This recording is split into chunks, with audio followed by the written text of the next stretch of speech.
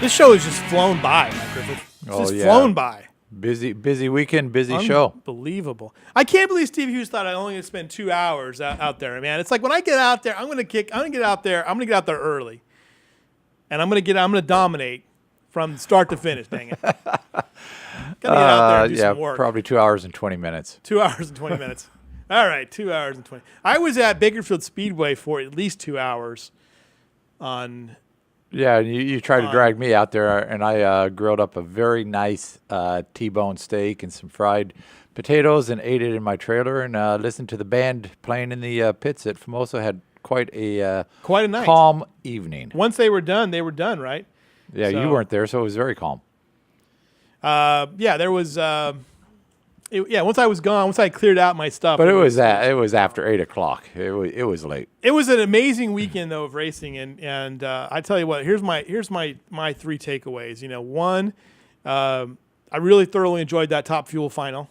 To see Sorokin get out there and really push Bartone, and to see that Bartone push back and win that race and sacrifice the parts to do it. Was really impressive. I feel like I'm starting to understand the sport a little bit better as far as drag racing goes. And it continued the hospitality of the folks at Bakersfield Speedway and Mike Mosier and all the good folks out there who have done so much to help promote what we're doing in the Californian was fantastic. And then to actually experience those late models. I was going to say, you got to see your first late model race. Now you understand why people like late model racing. I really do. And because, it's amazing that they can get enough space to kind of race because there's so many cars on the track. And then you realize, that's what makes it even more thrilling is that they all kind of get out there and there was a nice, he didn't have the car count he wanted, Scott Schweitzer, but they did have a great car count and regardless, and they had some great racing there. So it was a lot of fun. And then, the fact that the track is so unpredictable too. It was heavy.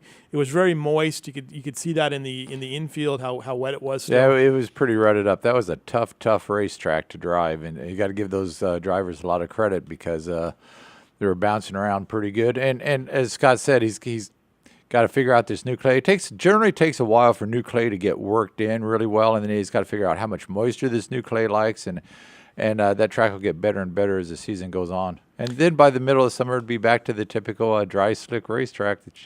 And dusty and everything else. A little bit of dust. He's hoping maybe not too much, but it's going to be the track's going to change throughout the year as it does in dirt track racing. All right, well, we got to get out of here. Thanks so much for joining us. Congratulations to Jason Bardo, our driver of the week. We'll have that in the paper tomorrow. Look for the Power Hours page in the Bakersfield, California tomorrow.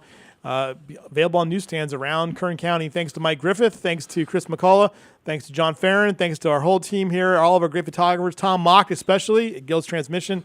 We'll see you guys next week here on the Bako Motorsports Power Hour, brought to you by the Bakersfield, California.